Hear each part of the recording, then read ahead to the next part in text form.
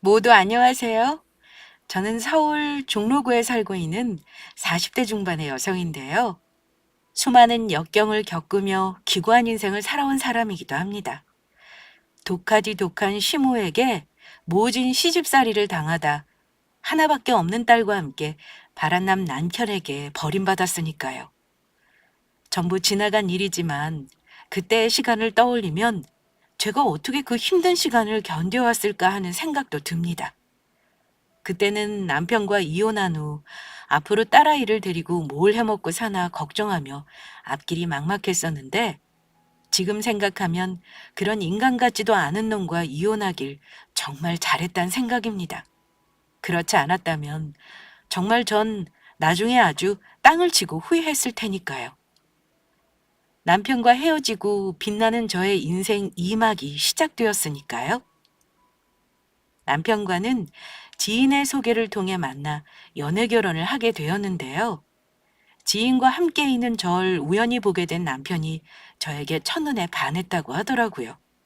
그래서 지인을 졸라 저와 소개팅을 하게 되었고요. 사실 남편과 연애를 할 때만 해도 전 결혼까지 할 생각은 없었습니다. 그러나 저를 너무 사랑해주는 헌신적인 그의 모습에 마음을 고쳐먹게 되었던 것이죠. 왜냐하면 저는 아빠를 일찍 떠나보내고 홀레던 엄마가 계셨거든요. 엄마는 시장에서 작은 식당을 운영하시며 힘들게 저를 키워내셨습니다. 그런데 막상 그런 엄마를 두고 결혼을 하려니 마음에 걸리더라고요. 그런데 엄마는 그런 제 마음을 어떻게 아셨는지 아무 걱정하지 말고 그이와 결혼하라고 하더라고요. 엄마는 언젠가 저보다 일찍 떠날 사람이라고 그렇게 되면 세상에 저 혼자 남게 된다며 저에게도 평생을 함께 해줄 가족이 필요하다면서요. 저를 혼자 두고 엄마가 세상을 떠나게 된다면 그게 엄마에겐 더욱 큰 걱정이라고 하셨죠. 그래서 저도 생각을 바꾸어 그이와 결혼하기로 마음을 먹게 된 것입니다. 그런데 그이와 결혼을 약속하고 시어머니를 만나러 시댁에 인사를 드리러 갔을 때부터 그리 순탄하지는 못했습니다.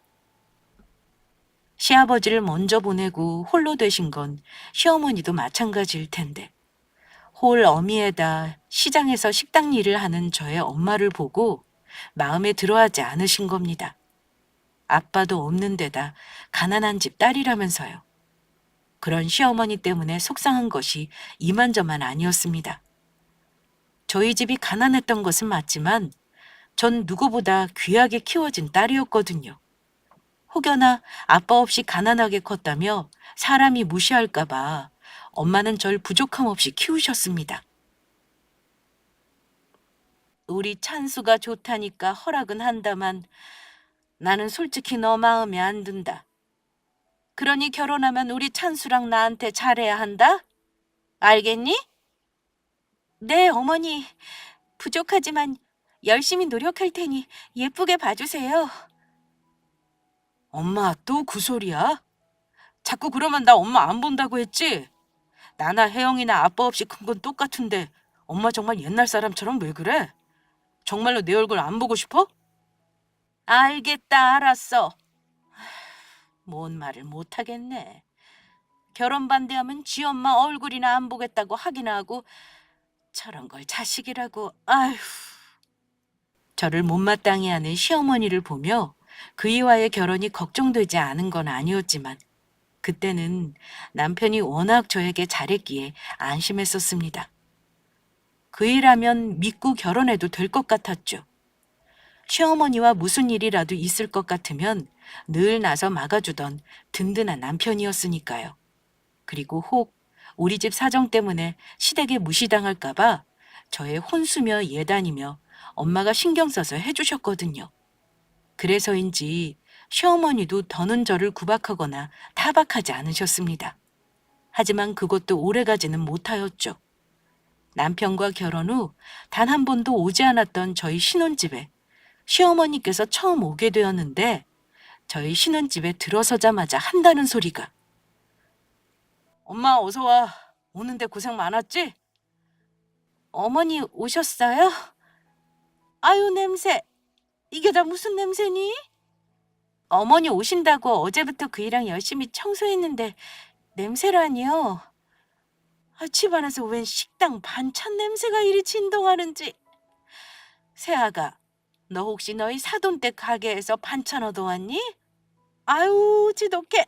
아우, 내 골치가 다 아프구나. 엄마 무슨 말이 그래? 처음으로 우리 신혼집에 와서 한다는 소리가 고작 그거야? 그리고 냄새는 무슨 냄새? 나는 하나도 안 나는데. 괜히 우리 혜영이한테 트집 잡으려고 그러는 거지? 앞으로 그럴 거면 우리 집에 찾아올 생각도 하지 마. 얘는 내가 뭐라 그랬다고 흥분해서 그러니? 알겠다. 앞으로는 그런 소리 안 하도록 조심하마. 그런데 너희는 같이 살아서 모르겠지만 나는 냄새를 안 난다고 할 수도 없고 나보고 어쩌라는 건지 모르겠다. 이젠 무서워서 무슨 말도 못하겠네. 시어머니가 저희 집에 방문한 것은 그날 딱 한 번뿐이었습니다. 이후에는 저희 집의 발길을 뚝 끊으셨죠. 그리고 저를 괴롭히는 시어머니에 대한 남편의 감시가 심해지자 시어머니는 남편이 없는 데서만 저를 괴롭히기 시작하더라고요. 어느 날 저를 시댁으로 부르시더라고요. 그때 저는 임신 초기라 무리하지 않도록 조심하던 때이기도 했습니다. 어머니, 갑자기 그게 무슨 말씀이세요? 집에 제사라니요? 나도 깜빡하고 있었는데 글쎄 오늘이 돌아가신 뒤 시할머니 제사지 뭐냐? 그러니까 내가 문자로 장 봐야 할 목록들 적어 보내줄 테니까 늦지 않도록 얼른 장 봐서 오도록 해라. 지금부터 준비하려면 시간이 촉박할 것 같구나. 찬수는 바쁠 테니까 괜히 일하는데 전화하지 말고 우리 둘이 알아서 잘 지내면 될 것 같다. 임신 초기라 조심해야 했지만 그 많은 제사 음식들을 시어머니 혼자 하게 할 수도 없고 저는 시어머니 말대로 급하게 장을 봐서 제사 음식을 준비하게 되었습니다. 그런데 시어머니는 제가 오자 갑자기 몸이 안 좋다며 저 혼자 그 많은 제사 음식을 만들게 하더라고요. 그래서 결국 저 혼자 시할머니 제사까지 지내고 집으로 오게 되었습니다. 늦은 밤 야근까지 하고 돌아온 남편은 시할머니 제사를 준비하느라 지쳐 누워있는 절 보며 걱정하며 묻더라고요. 그래서 시댁에 가 남편의 시할머니 제사를 지내고 왔다는 설명해 주었습니다. 뭐? 시할머니 제사라니? 우리 집 제사 같은 거 안 지내는데 그게 무슨 소리야?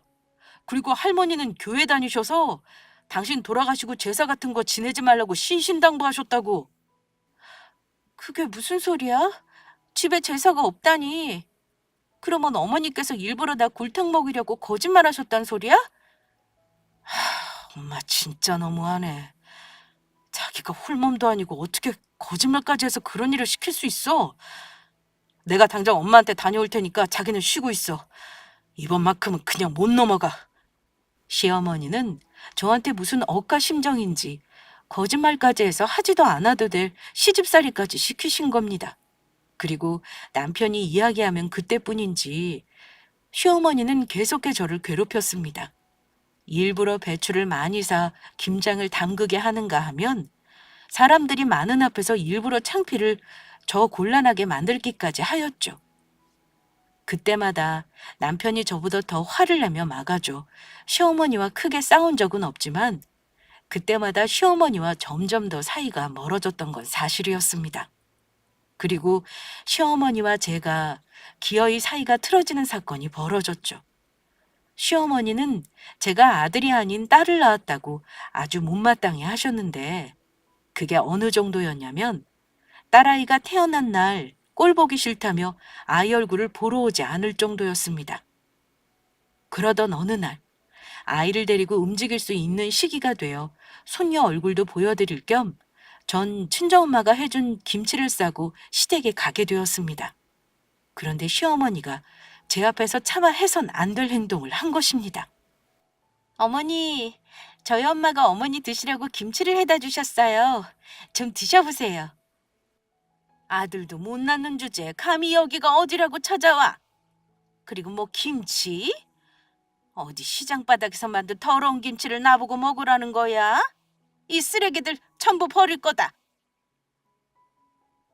시어머니는 제가 보는 앞에서 음식 쓰레기 봉투를 꺼내 친정엄마가 해준 김치들을 버리기 시작했습니다. 그 모습에 저도 더는 참을 수가 없었죠. 어머니, 지금 이게 뭐 하시는 짓이에요? 우리 엄마가 얼마나 힘들게 만든 김치인데요. 드시기 싫으면 드시지 마세요. 제가 전부 가지고 가서 다 먹을 테니까. 그리고 딸이 뭐가 어때서요? 요즘에는 아들보다 딸들이 더 효도 많이 하거든요. 어머니 분명히 나중에 저한테 하신 지 전부 후회하게 되실 거예요. 두고 보시라고요. 그래, 어디 한번 해봐라. 그러는 사람 치고 무서운 사람 하나 없더라. 너야말로 당장 내 집에서 나가. 저는 시어머니가 음식 쓰레기 봉투에 담은 엄마 김치까지 전부 들고 시댁을 나왔습니다. 그리고 시어머니가 음식 쓰레기 봉투에 버린 저희 엄마 김치까지 김치통에 담아 다시 잘 정리했습니다. 그날 저녁, 전 저희 엄마가 만든 김치로 저녁을 먹으며 서러워 울었습니다. 시댁에 가져다 주려며 바쁘신 와중에 새벽에 일어나 잠도 줄이며 만드신 귀한 김치인데 저 때문에 이런 대접을 받는다는 게 속상하고 엄마에게 미안해 눈물이 나더라고요. 그리고 뒤늦게 퇴근한 남편은 혼자 울며 엄마 김치에 밥을 먹고 있는 저를 보며 놀라고 말았습니다. 여보, 왜 그래? 무슨 일이야? 오늘 수연이랑 엄마 집에 다녀온다더니 무슨 일이 있었던 거야? 그게 그러니까 제 이야기를 듣던 남편은 시어머니에게 연락을 했습니다. 앞으로는 저희 가족이 시댁에 갈 일은 없을 거라며 시어머니 혼자 잘 살아보라고요. 다시는 서로 얼굴 보고 살지 말자고 그렇게 말하더군요. 그러자 시어머니는 하나밖에 없는 아들의 얼굴 보고 살지 말자는 그 이야기가 무서웠는지 바로 찾아와 바로 저에게 용서를 구했습니다. 다음부터는 절대 그러지 않겠다고 잘못했다면서 맹세까지 하더라고요. 그날 마지못해 시어머니의 용서를 해준 것은 사실이지만 그 이후 저도 시어머니에 대한 마음을 아예 놓아버렸습니다. 시어머니와 대면대면한 사이가 된 것입니다. 시어머니도 시어머니의 생일과 추석과 설날 딱 3번만 보게 되었고요. 그 이상은 시어머니 얼굴을 보고 싶지 않다는 말에 남편도 그러라고 하더라고요. 어찌 되었든 시어머니의 일이 해결되고 나니 저희 세 가족은 아무 탈 없이 행복하게 사는 듯 하였습니다. 아주 잠시뿐인 행복이었지만 말이에요. 그러나 몇 년 후, 전 제 인생에서 2번 다시 없을 크나큰 배신이 당하게 되었습니다. 그것도 같이 한 이불을 덮고 살던 저희 남편에게서요. 딸아이가 초등학교에 들어갈 무렵 다정하기만 했던 남편은 다른 사람처럼 변해버린 것입니다. 저를 무시하며 막대하기 시작한 거죠. 게을러 빠져서는 매일 집에서 아무것도 안 하고 빈둥빈둥 놀기나 하고 당신도 좀 꾸미고 다니고 그래. 맨날 구질구질하게 같은 옷만 입고 다니지 말고 집안 살림하며 수연이 돌보랴 당신 뒷바라지 하랴 내가 그럴 시간이 어디 있어. 나는 뭐 좋아서 매일 같은 옷 입고 다니는 줄 알아? 나도 예쁘게 꾸미고 좋은 옷 입고 싶다고. 그래도 우리 가족 위해서 참고 사는 거라고. 내가 열심히 살고 아끼고 살아서 그 덕에 우리 아파트도 장만하고 한 거야. 웃기고 있네. 귀찮고 게을러서 그런 거지 핑계는. 솔직히 내 월급이 적은 것도 아니고 요즘 여자들은 그런다며. 남편 회사 보내고 지들은 친구들이랑 만나 맛있는 거 먹으러 다니고 백화점 가서 펑펑 돈이나 쓰고 다닌다고 하더라. 너도 그러는 거 아니냐? 아니면 혹시 나 몰래 친정에 돈 보내주고 있는 거 아니야? 정 그렇게 불만이면 괜한 의심하지 말고 당신이 어디 살림해봐. 내가 밖에서 돈 벌어올 테니까. 당신이 벌어오는 돈으로 우리 세 가족 살림하기도 빠듯해. 당신이 무슨 능력으로 밖에 나가 돈을 벌어. 그럴 능력은 되고? 당신처럼 다 늙어 능력 없는 아줌마를 누가 써준다고. 저와 딸아이밖에 모르던 남편의 갑작스레 변한 모습은 너무하다는 생각이 들 정도였습니다. 너무나 충격적이라 딸아이 몰래 혼자 울기도 했었죠. 그래도 참고 기다리려 했습니다. 그러면 남편도 예전에 좋은 남편으로 딸아이의 아빠로 돌아와 줄 거라 믿었습니다. 자식이라도 없다면 어쩌면 정말 갈라설 고민을 했을지도 모르겠지만 자식이 있으니 참을 수밖에 없게 되더라고요. 그런데 얼마 지나지 않아 남편 놈이 그렇게 딴 사람처럼 변해버린 이유를 알게 되었죠. 남편이 저 몰래 바람을 피우고 있었던 것입니다.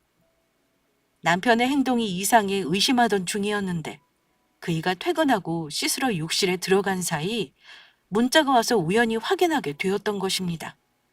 문자는 다름 아닌 남편과 바람난 상간녀에게 온 것이었습니다. 저는 남편의 핸드폰 비밀번호를 알고 있었기에 바로 그 자리에서 풀어 그동안 남편이 상간녀와 주고받은 문자와 사진들을 확인할 수 있었고 저희 부부는 그날 한바탕 싸움을 벌였습니다. 하지만 바람 피운 사실을 들킨 남편은 저에게 미안해하기는커녕 제 앞에 아주 당당했습니다. 그날 남편은 짐을 싸 바로 시댁으로 가버렸습니다. 도리어 바람 피운 게 저한테 들통이나 아주 잘 되었단 사람처럼요. 그리고 바로 시어머니한테서 연락이 오더라고요. 네가 우리 찬수 때렸니? 니까짓 게 뭔데 우리 아들을 때려? 잘생긴 우리 아들 얼굴이나 망가뜨리고 그러고도 네가 사람이냐? 그동안 찬수가 말려서 가만히 있었더니 네가 아주 나한테 죽고 싶어서 환장했구나. 이 근본도 없는 것. 어머니는 그이가 한 행동을 보고도 그런 말씀이 나오세요? 그 사람 저 몰래 다른 여자랑 바람 피웠다고요. 가정 있는 사람이 그래도 되는 거예요? 남자가 사회생활 하다 보면 그럴 수도 있지. 그게 무슨 큰일이라고 이 짓거리야? 내 아들 돈으로 편하게 먹고 사는 것이 뭘 잘했다고 어디서 큰 소리야? 이 은혜도 모르는 배은망덕한 것. 아무리 자기 자식이라지만 바람 피운 남편 편을 든 시어머니를 보며 참으로 기가 막혔습니다. 그리고 그이가 그토록 양심 없이 행동할 수 있었는지 알겠더라고요. 그동안 저와 살 때는 본색을 드러나지 않아 몰랐을 뿐이지 시어머니가 그리 되도록 개념 없이 키워놨던 것입니다. 그런데 얼마 지나지 않아 전 더 어이없는 사실을 알게 되었습니다. 시어머니가 그토록 남편의 편을 든 이유가 있더라고요. 남편이 소개해 시어머니는 이미 저 몰래 상간녀와 인사까지 나눈 사이였던 것입니다. 시어머니는 일부러 저의 화를 돋구려고 하는 건지 그 사실을 직접 저에게 전화해 알려주기까지 하더라고요. 남편과 바람을 피우는 상간녀는 제법 장사가 잘 되는 식당을 운영하고 있었던지 남편이 돈 잘 버는 여자를 만난다고 아주 좋아했습니다. 저희 엄마가 식당을 한다고 했을 때는 무시하더니 매우 다른 반응이었죠. 그 상간녀를 제 앞에서 추켜 세우기까지 했으니까요. 집에서 남편이 벌어다 준 돈이나 쓰며 살림이다 하던 네가 뭘 알겠냐만. 지금 찬수가 만나는 여자는 너랑은 아주 딴판이더구나. 성공한 사람이라 그런지 몰라도 나한테 거금 100만 원을 용돈 쓰라며 주더구나. 비싼 물건도 아무렇지 않게 턱턱 선물해주고 아주 통이 큰 게 싹싹하니 마음에 들어. 어머니, 지금 그 여자랑 만나기까지 하신 거예요? 그이랑 바람난 여자를요? 그래, 만났다. 우리 아들이 좋아하는 여자라는데 내가 좀 만나면 안 되니? 그이나 어머니나 정말 뻔뻔하시네요. 하다못해 짐승들도 어머니나 그이처럼은 안 굴 거라고요. 뭐? 지금 짐승이라고 했니? 네, 짐승이라고 했습니다. 그이랑 어머니가 하시는 행동이 딱 수준이라 그렇게 말씀드렸어요. 왜요? 정 그렇게 싫으면 네가 우리 아들을 떠나면 되는 거 아니냐? 너희들 당장 갈라서란 소리다. 나도 네 목소리 듣는 거 아주 징그러우니까 너 만날 때마다 네 몸에서 나는 싸구려 식당 반찬 때문에 아주 코가 썩는 것 같아. 그리고 시어머니와 전화를 끄는 그날 저녁, 남편에게 한 통의 문자가 왔습니다. 우리 이혼하자.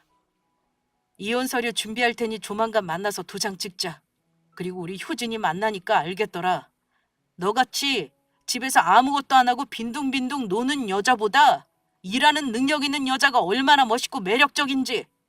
그동안이야 아이와 남편을 보고 참고 살았다지만 남편이 바람을 피운 걸 알게 된 마당에 제 입장에서 우리 두 사람의 이혼은 아주 당연한 것이었습니다.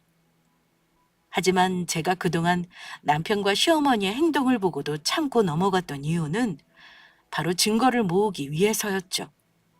뻔뻔한 남편 자식은 저와 합의 이혼을 꿈꾸나 본데 절대 그렇게 그놈이 원하는 대로 해줄 수 없는 것이었습니다. 잘못을 했으면 그에 따른 대가를 치르는 것이 맞는 것이었죠. 그래서 전 남편에게 법적으로 소송을 걸어 이혼을 하고 남편과 이혼녀에게 위자료까지 제대로 톡톡히 받아낼 생각이었습니다. 그런데 이미 시어머니와 남편이 저에게 했던 말들과 통화 내용을 핸드폰으로 저장해두어 증거는 차고 넘쳤지만 확실한 증거를 찾게 될 기회가 생겼습니다. 시댁에 남편과 상간녀가 같이 있다는 소식이었죠.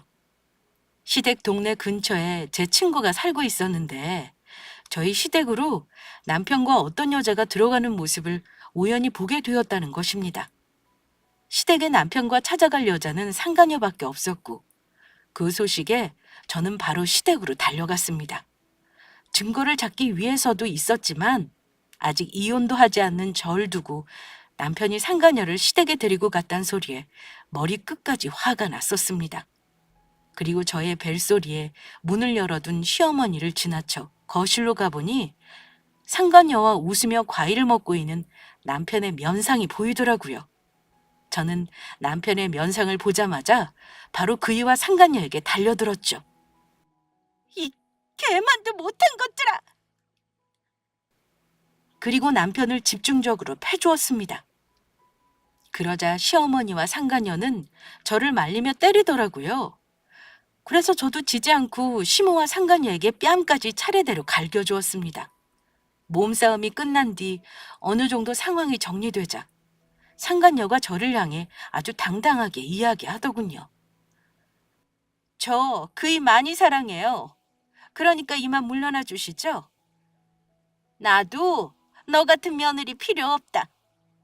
아빠 없이 자라서 그런가 아주 배워먹지 못한 것이 무식해서는 어디 감히 시어머니한테 손찌검을 해? 내가 너라면 아주 징글징글해.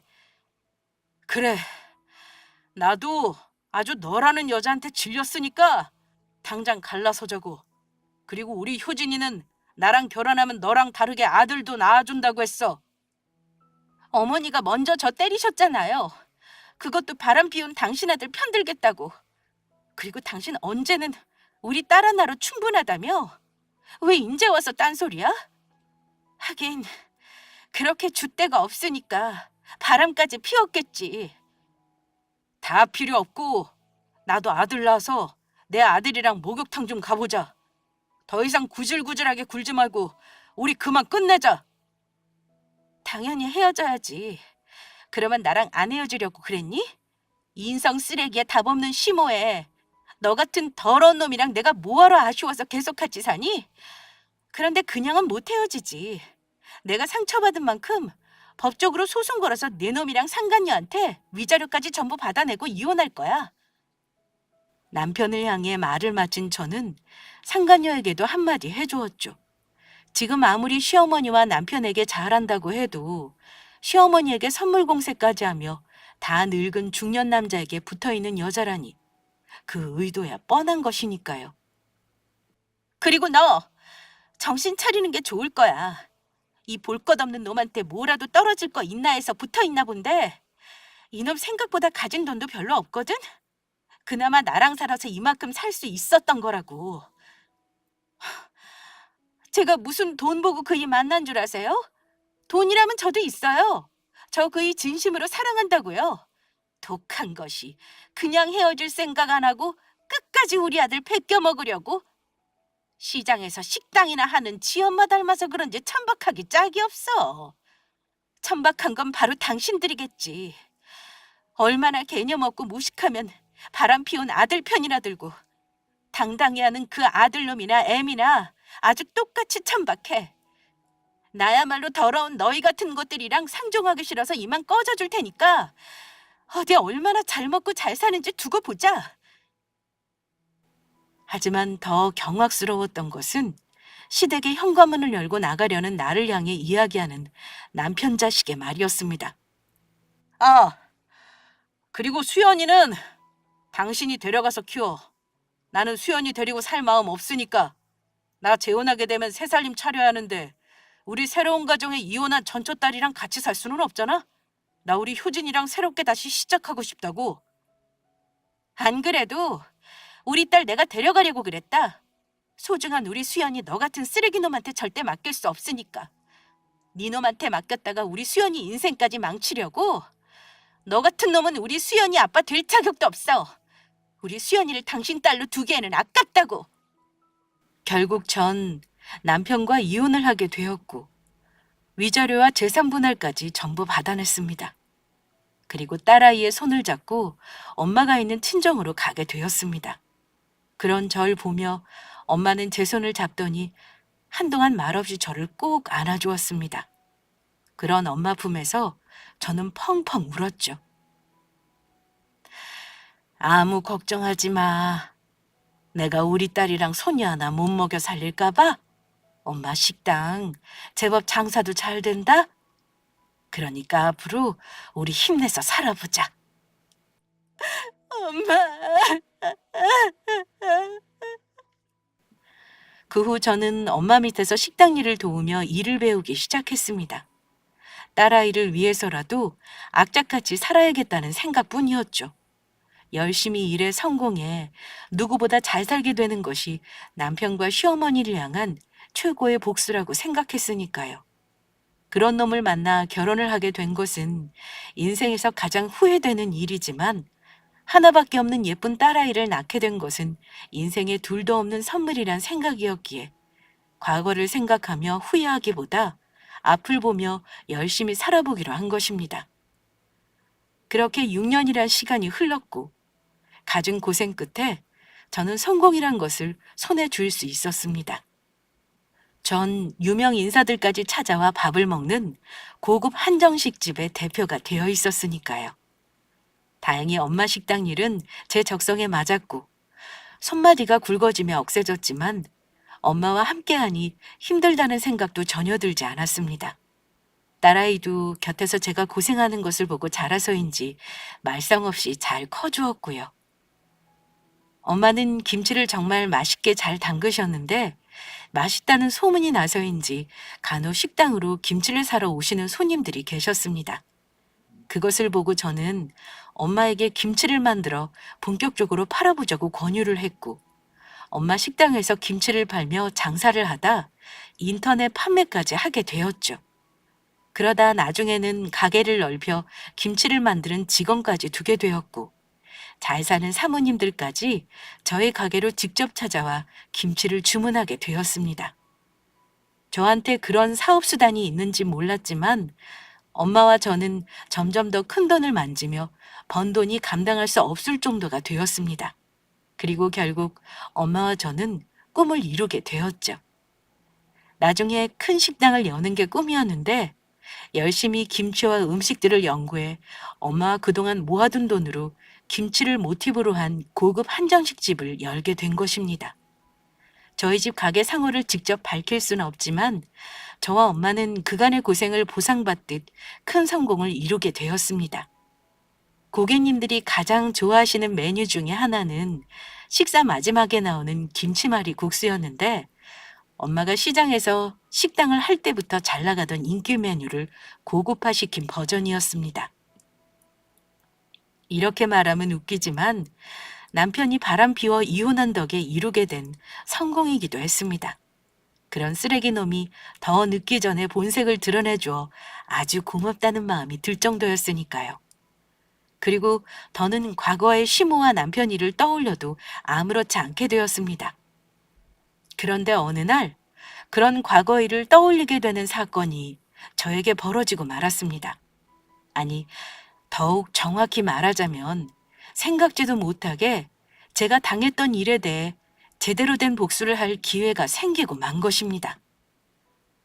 바쁘던 식당 일이 더욱 바빠지며 새로운 직원을 뽑게 되었는데 저희 가게가 다른 곳보다 대우가 좋다 보니 소문이나 다른 곳에 비해 지원자가 많은 편이었습니다. 물론 그중에는 저희 식당 일을 배우고 싶어 찾아오는 사람들도 있었지만요. 그래서 이번에는 설거지 파트 직원이 모자라 뽑게 되는 자리였습니다. 저는 김치를 담그다 지원한 면접자들의 면접을 보기 위해 위생복에서 평상복으로 옷을 급하게 갈아입고 면접 장소인 가게 사무실로 향하고 있었습니다. 그런데 등 뒤에서 누군가가 저를 붙잡는 것이었습니다. 그리고 거기서 아주 오래전에 본 낯익은 인물과 마주치게 된 것이죠. 그 사람은 다름 아닌 예전 시어머니였습니다. 예전 시모는 저를 보자 아주 반갑다는 듯이 웃고 있더라고요. 네가 여기 웬일이니?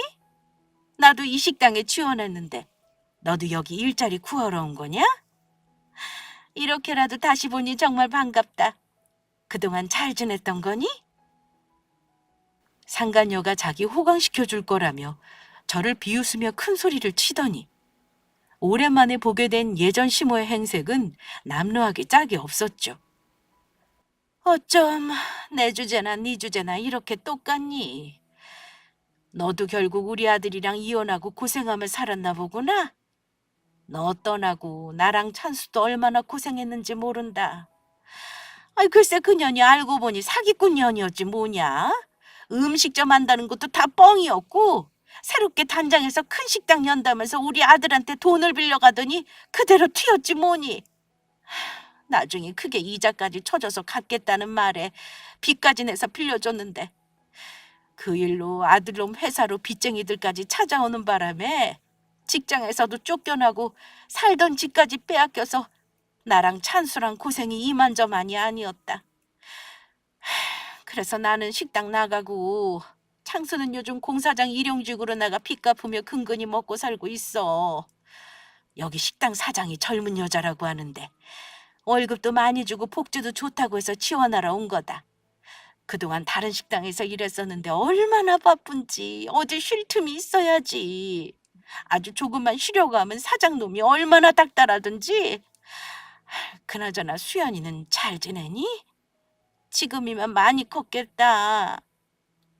지금까지 연락 한 번 없다가 우리 딸 안부는 갑자기 왜 물으시죠?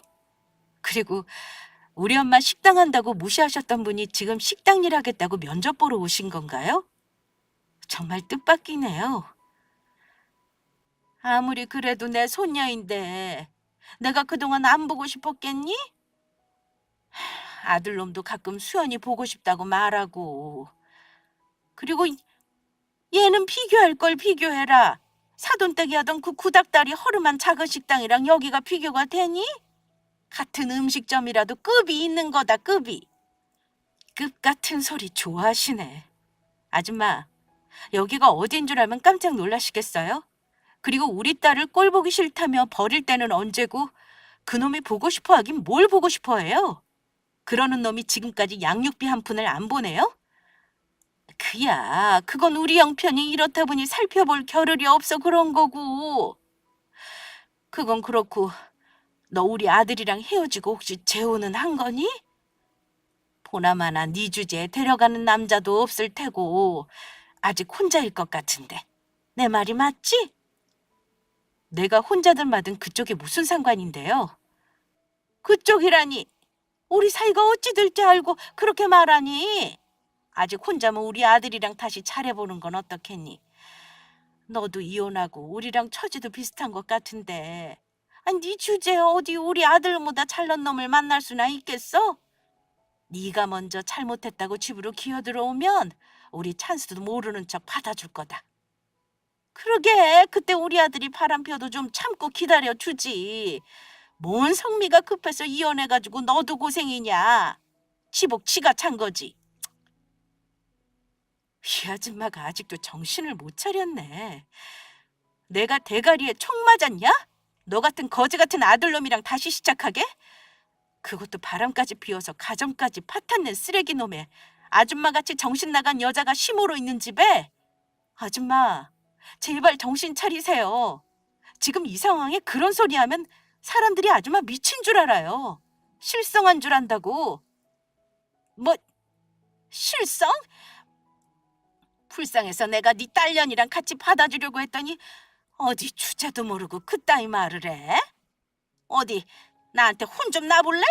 너네가 면접 볼 때 가만히 있나 보자. 여기 사장님한테 말해서 니년이 내 며느리였는데 하도 싸가지 없고 싹수가 노래서 우리 아들한테 이혼당한 거라고 면접에서 떨어뜨리라고 말해줄 테니까 어디 두고 보자고. 어머, 그러세요? 어디 해볼 수 있으면 한번 해보세요.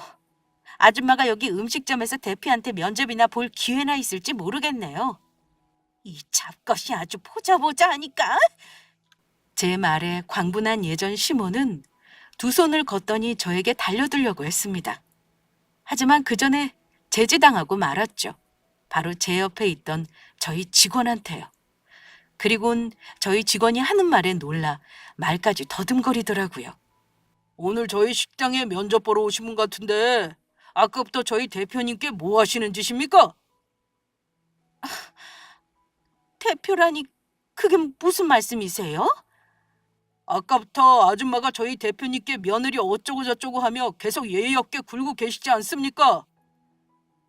그게 무슨 소리인가요? 저희 며느리 보고 대표님이라니.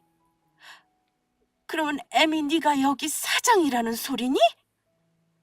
그래, 내가 여기 대표다.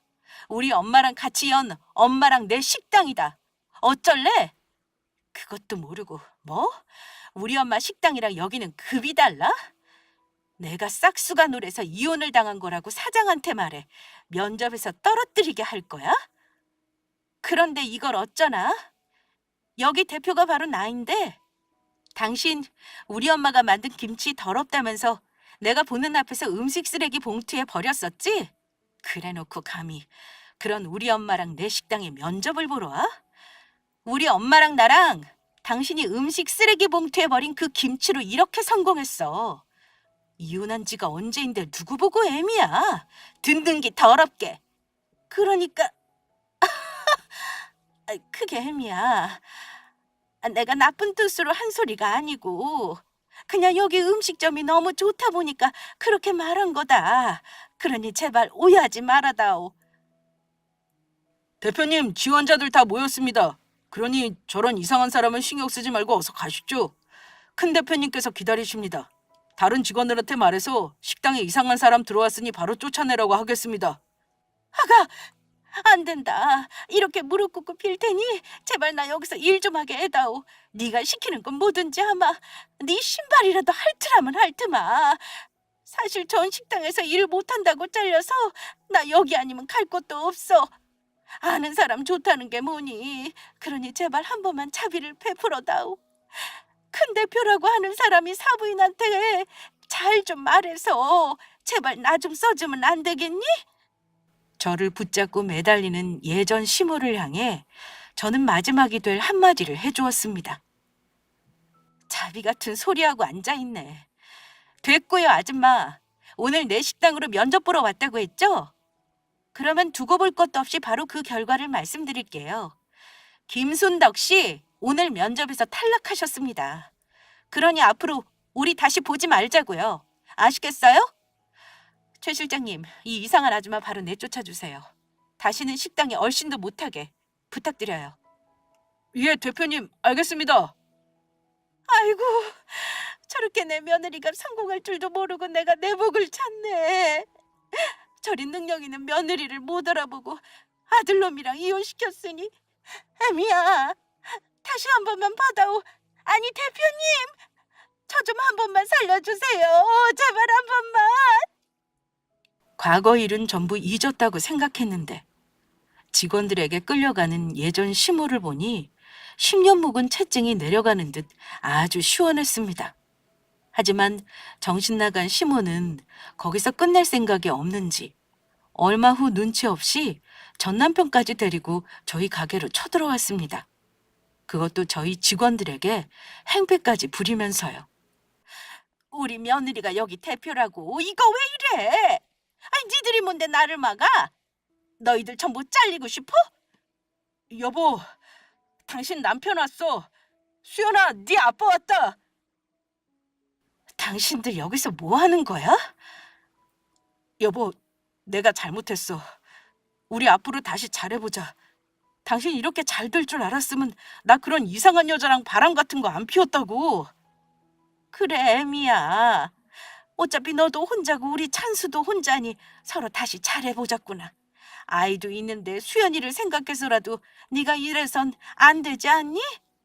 네 딸을 아빠 없는 아이로 키우고 싶어? 엄마 말이 맞아. 여보, 우리 수연이 생각해서라도 제발 우리 다시 시작하자. 그걸 아는 인간들이 나한테 그랬니? 바람난 상간녀 편들어주다가 쫄딱 망한 주제에 감히 어딜 찾아와서 행패야? 그런데 그때 우렁찬 목소리가 들려왔습니다. 예전 시모와 전 남편의 소란에 바로 저희 엄마가 나타난 것입니다. 이것들이 지금 우리 딸한테 뭐 하는 짓이야?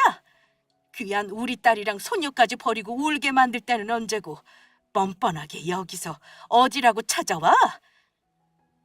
사부인 그러지 마시고 애미도 혼자니 우리 아들이랑 다시 시작할 수 있게 부탁 좀 드려요. 네, 장모님. 그러지 마시고 저 수연이 엄마랑 다시 시작할 수 있도록 잘 부탁드립니다. 저 아직 수연 엄마 사랑합니다. 아직 이 사람 못 잊었다고요. 우리 잘난 딸이 뭐가 아쉬워서 너희같이 글러먹은 것들이랑 다시 인연을 맺어? 우리 딸 이혼했어도 여기저기서 며느리 삼고 싶다고 서로 소개시켜달라고 아주 난리인데 주제도 모르고 감히 누굴 넘봐? 내 딸은 세상에서 제일 귀한 내 목숨보다 소중한 하나밖에 없는 보물이라고. 알아 이것들아? 니들이 오늘 아주 잘 만났다. 내가 아주 니들 다시 만날 날을 벼르고 있었는데 니들도 우리 딸 눈물 흘린 만큼 아주 어디 짠내나게 다시 당해봐. 엄마는 그렇게 말하며 손에 들고 있던 배추를 절여놨던 소금물이 든 양동이를 시모와 남편에게 끼얹어 버렸습니다. 니들이 그런 귀한 딸은 똥물에 빠지게 하겠냐? 이 썩은 내 나는 똥물도 아까운 것들아. 에라 이거나 처먹어라. 예전 시모와 전 남편은 홀딱 젖은 채 직원들에게 끌려 쫓겨났습니다. 그리고 다시 한번 찾아왔다가는 영업방해를 신고하겠다는 엄마의 말에 겁을 먹었는지 그 뒤로는 찾아오지 않더라고요. 다음에 다시 찾아올 때는 엄마가 태양 쪽 고춧가루를 섞은 물을 끼얹어 버릴 거라고 했거든요. 엄마가 그렇게 직접 예전 시모와 전 남편을 혼내주자 얼마나 든든했는지 모릅니다.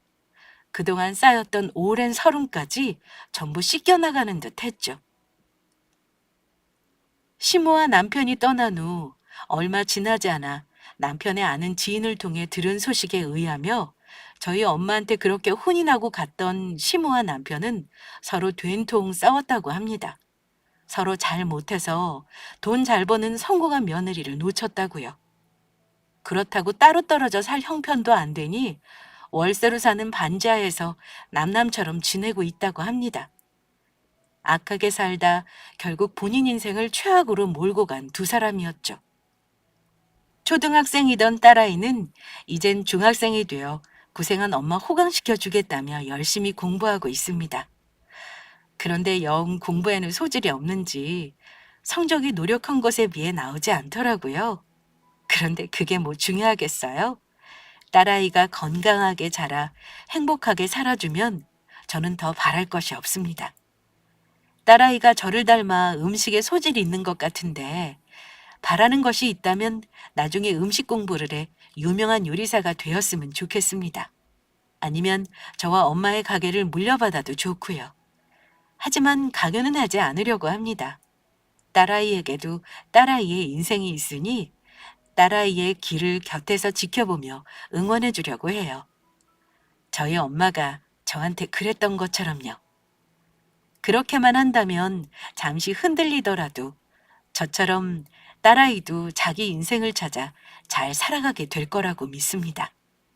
그리고 엄마랑 저는 지금까지 계속해 김치를 연구하며 열심히 공부하고 있습니다.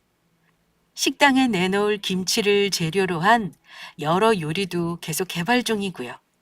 제 인생에서 언제가 제일 행복했냐고 묻는다면 아마 그건 엄마와 작은 식당 일을 하며 딸아이와 같이 살게 된 그때부터 지금까지라고 말하고 싶습니다. 제게 소망이 있다면 앞으로도 지금처럼 부디 저희 세 식구 변치 않고 행복하게 살았으면 하는 바람입니다. 앞으로도 부끄럽지 않은 엄마의 딸로 그리고 하나의 엄마로서 잘 살아가도록 하겠습니다. 감사합니다.